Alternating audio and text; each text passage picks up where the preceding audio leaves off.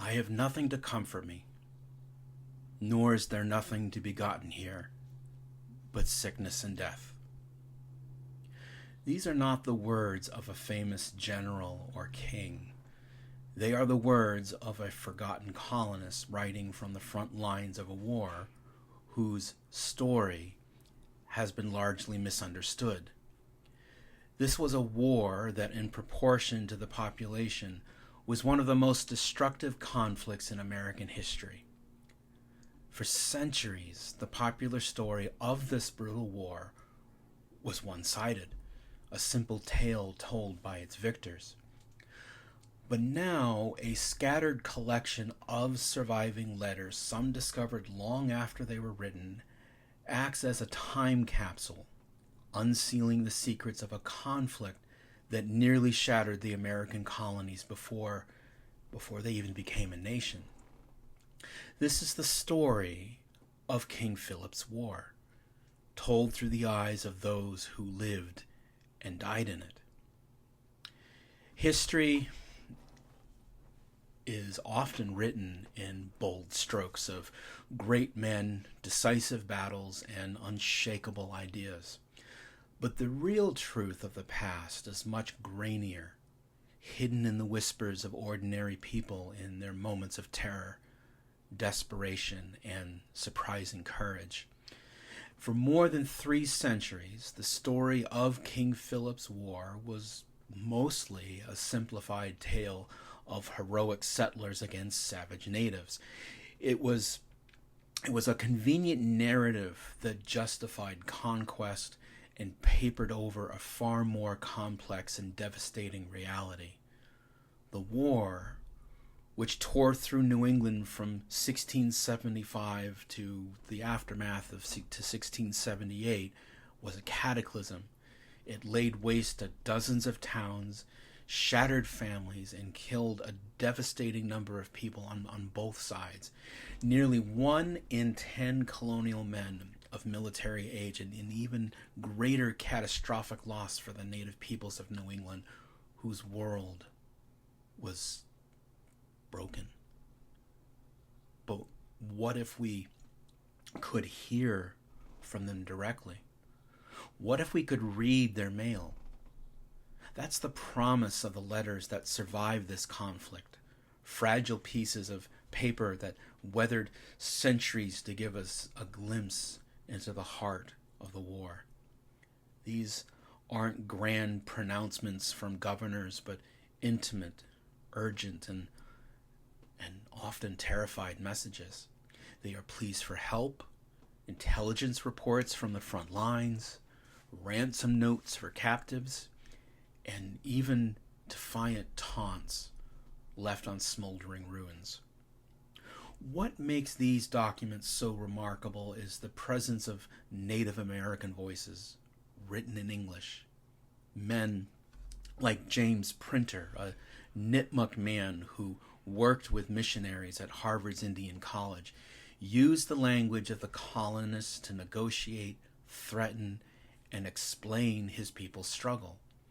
His letters, and others like them, demolish the simple narrative and reveal a war that was not just about violence, but also about communication, about strategy, and also the desperate politics of survival. These documents are a historical detective story, allowing us to piece together a truer, more human picture of one of America's most devastating early wars. They are windows into fear of alliance, betrayal, and the brutal reality of a 17th century world tearing itself apart. Join me as we learn about the discovery of these lost letters from King Philip's War, today on Trace Your New England Roots.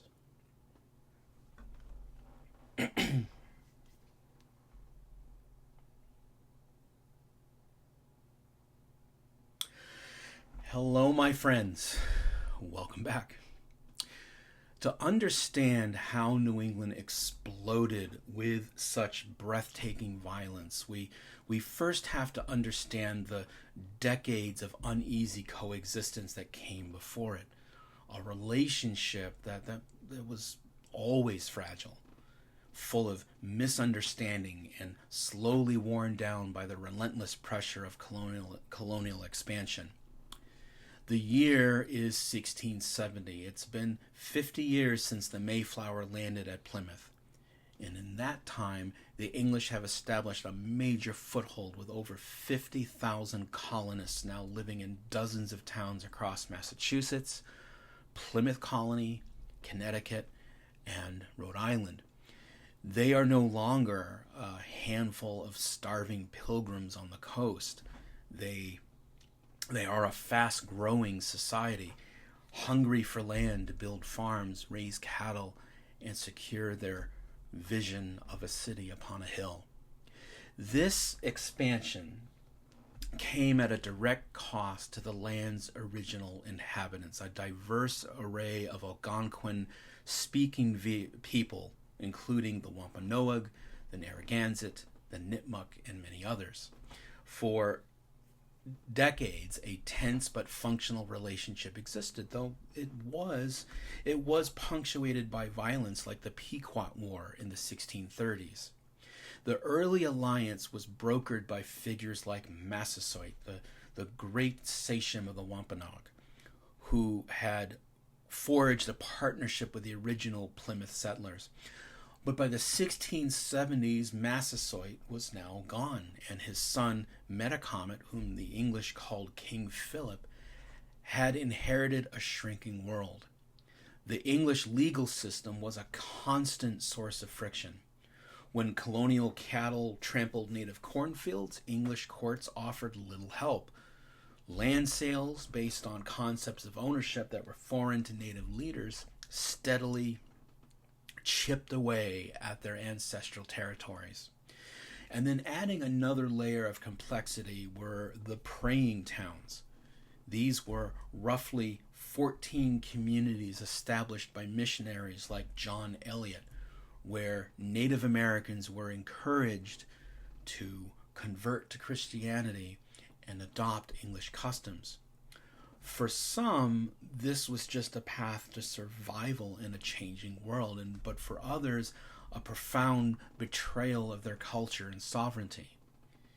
These towns created deep divisions within Native society itself. Figures like James Printer, whose Nipmuc name was Waswas, or Wawus, were products of this complex world, trained by missionaries and having worked at the press at Harvard's Indian College. He was known as James the Printer for his work on the first Bible printed in North America, an Algonquin language version meant to further the missionary project. He could move between both worlds. He was a literate man who understood the English mind. But he and other praying Indians were often distrusted by both sides, seen as suspect by non-Christian natives and as inherently savage by many English settlers.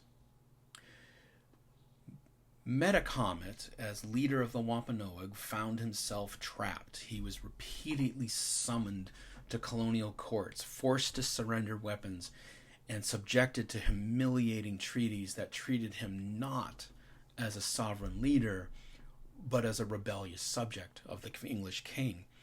He saw the English population growing their towns, pushing ever and ever deeper into his territory, and he understood this could only end in the complete subjugation of his people. In June of 1675, a Rhode Island official named John Easton met with Metacomet on the brink of war.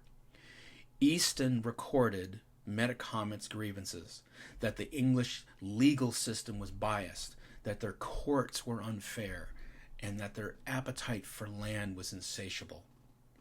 He felt his people had no choice but to fight. The English, for their part, saw Metacomet as a belligerent leader plotting to wipe them out. Both sides were locked in this spiral of fear and mistrust. The stage was set, and the world was a tinderbox of land disputes, cultural clashes, and simmering resentment. And all it needed was a spark. And that spark came in the frozen winter of 1675 with the discovery of a body. That body belonged to a man named John Sassamon, who was a praying Indian who, like James Printer, walked a very thin tightrope between two cultures. He had been an advisor to Philip, or Metacomet, but was also educated by the English and served as a preacher. In January, just before his death, Sassamon traveled to Plymouth to warn Governor Josiah Winslow of a plot, claiming that Philip was mobilizing tribes for a massive attack. Days later, Sassamon's body was found under the ice of Assawampset Pond. Though some thought he drowned, injuries did suggest that it was murder. The Plymouth authorities launched an investigation and then, based on a native witness's testimony, accused 3 of Philip's senior men of the crime. And then what followed was a pivotal moment. The colonists asserted their authority by putting these 3 Wampanoag men on trial in an English court. It was a gesture towards fairness, but the jury included 12 Englishmen and 6 praying Indian advisors. The verdict felt inevitable. All 3 men were found guilty and then executed in June of 1675. For Philip and the Wampanoag, this was the ultimate violation of their sovereignty. The English imposed their justice on Wampanoag men for a crime committed in Wampanoag territory. This was a clear declaration that they were considered subjects, not equals. So retaliation was swift. Late that same month, a band of Wampanoag warriors raided the Plymouth colony settlement of Swansea. Houses were burned, and for the first time, English blood was spilled, and the war had begun. The conflict spread with terrifying speed. Philip's Wampanoag warriors were soon joined by the Nipmucks and then other tribes, and fighting erupted across Massachusetts, Rhode Island, and Connecticut. The English, who hadn't faced a major war in decades, were just simply unprepared. This was not a war of pitched battles and neat lines and rows. It was a guerrilla war of lightning-fast raids and ambushes. Native warriors, knowing the terrain intimately, would descend on isolated farms or towns or pioneer villages and strike with brutal efficiency and then just vanish back into the wilderness. A profound fear seized the colonists, a fear that is palpable in the letters that flew between settlements. A resident of Dartmouth pleaded for help, describing how the Indians have made a great spoil. Many houses are burned, and many people are slain. The anxiety was everywhere. In another letter to Reverend John Cotton of Plymouth, Major William Bradford revealed the colonists' uncertainty as they struggled to control a war that they just simply didn't understand. They felt surrounded, hunted in their own land, as one colonist named Mary Pray wrote that the very air seemed filled with dread. She wrote, "We are in great trouble. We are not able to go out of our doors, but are forced to keep watch and ward every night." The settlers, who saw themselves as bringing civilization to a wilderness, now found that the wilderness and its people were fighting back with a fury they could never have imagined.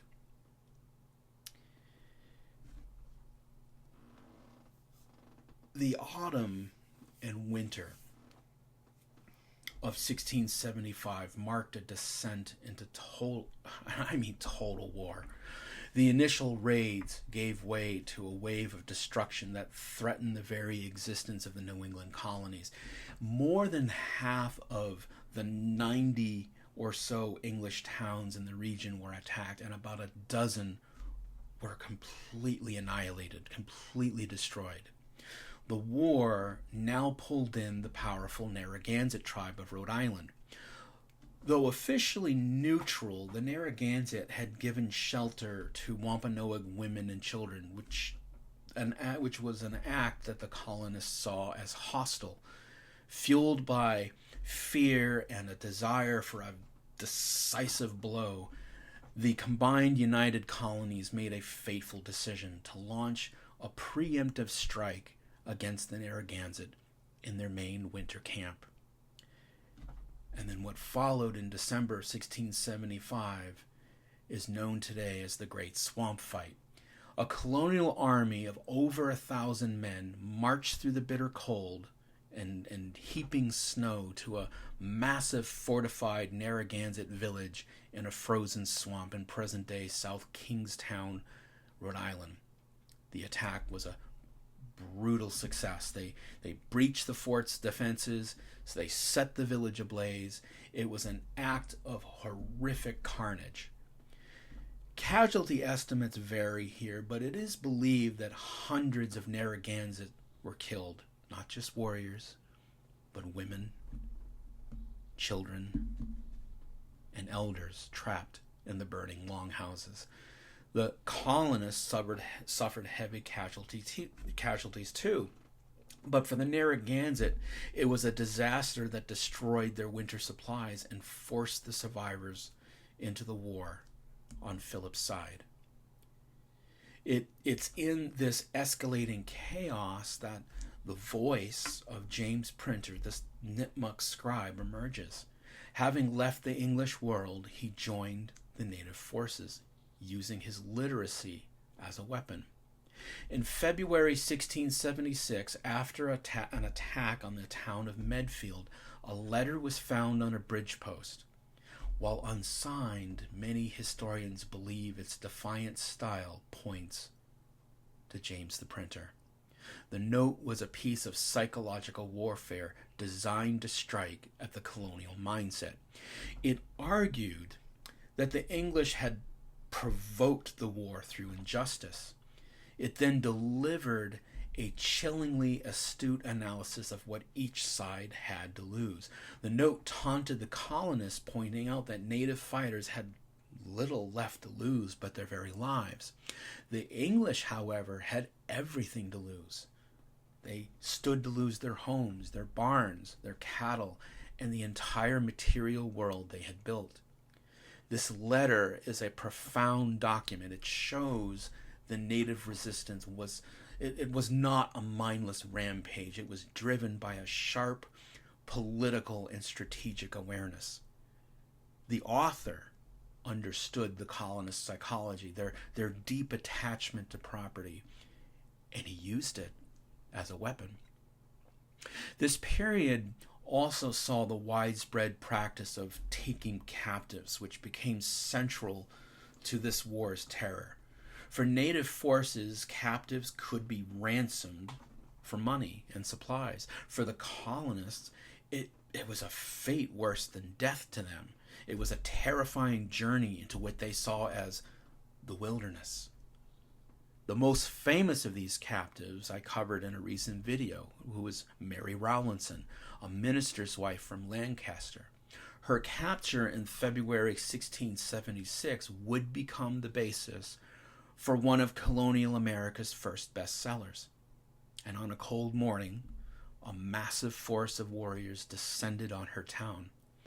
Rowlandson watched in horror as her neighbors were killed and her family was torn apart.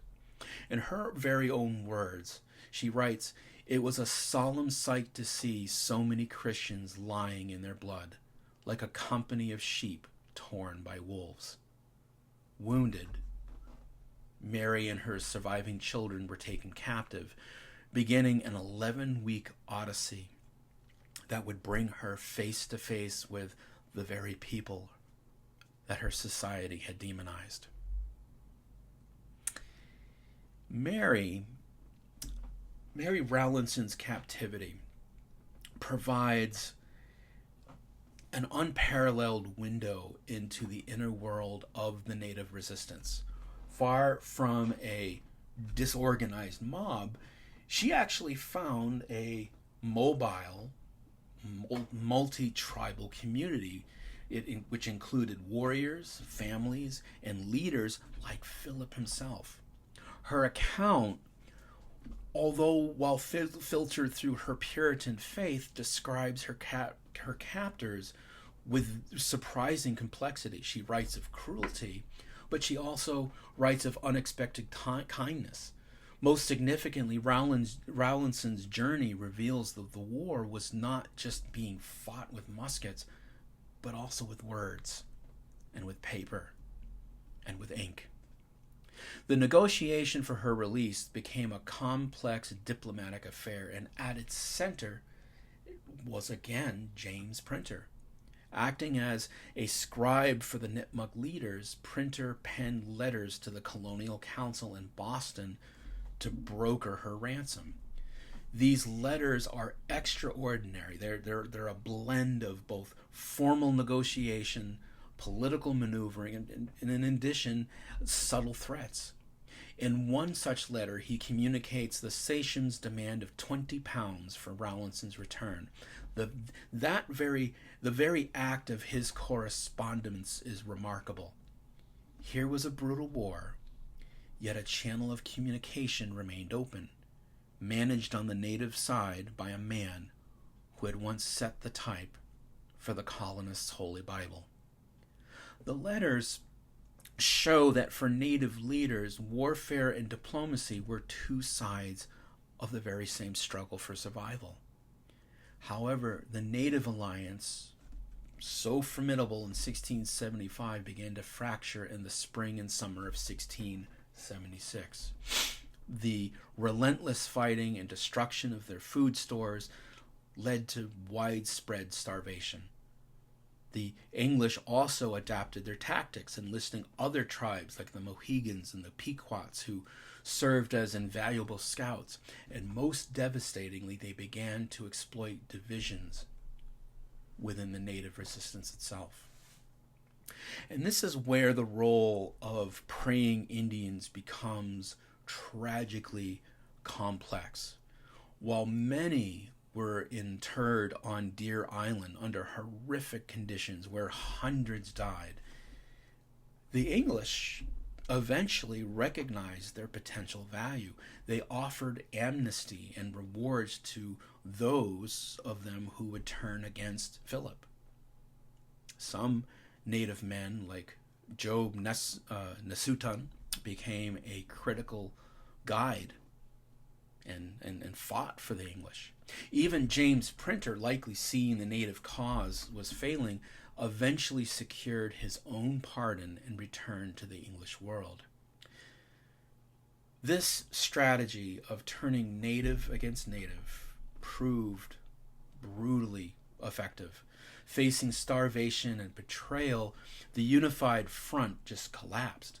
Groups of warriors began to surrender or were hunted down by colonial forces and their native allies. The final act of the war in southern New England became a relentless manhunt for Philip. He was pursued across his homeland, his followers were dwindling, his family, his wife and son were captured.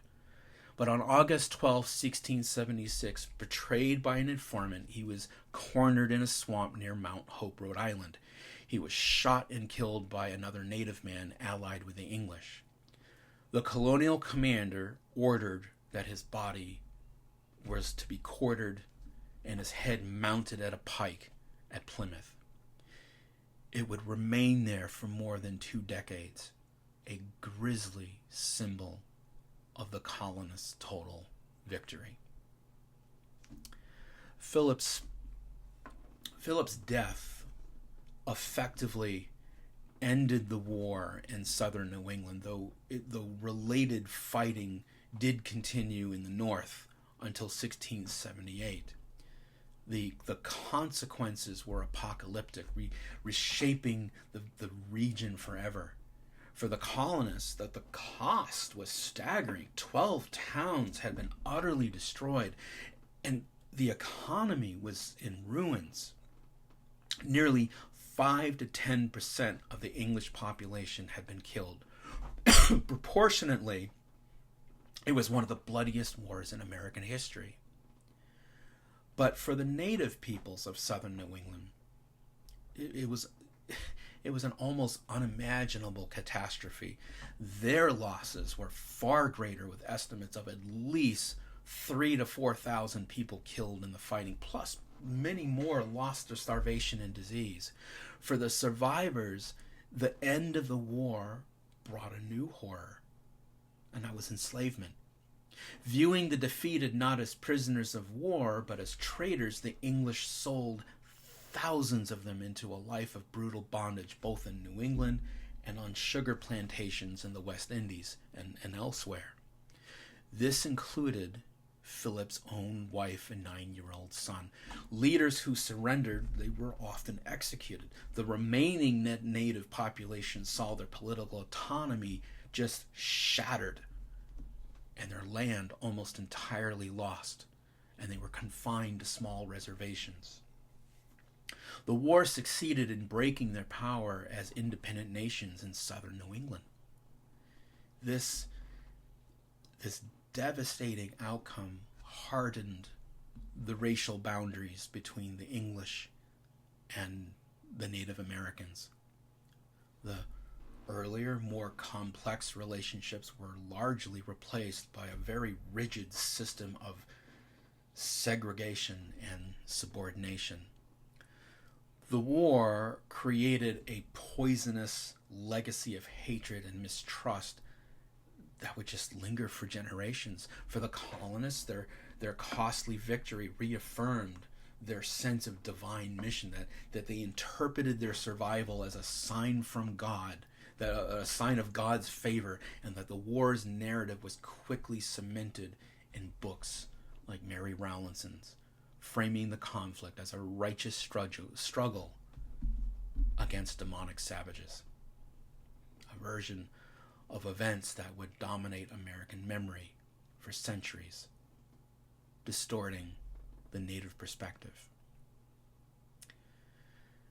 The scattered letters from King Philip's war are more than just historical curiosities. They are vital correctives to a story that for too long was told from only one side.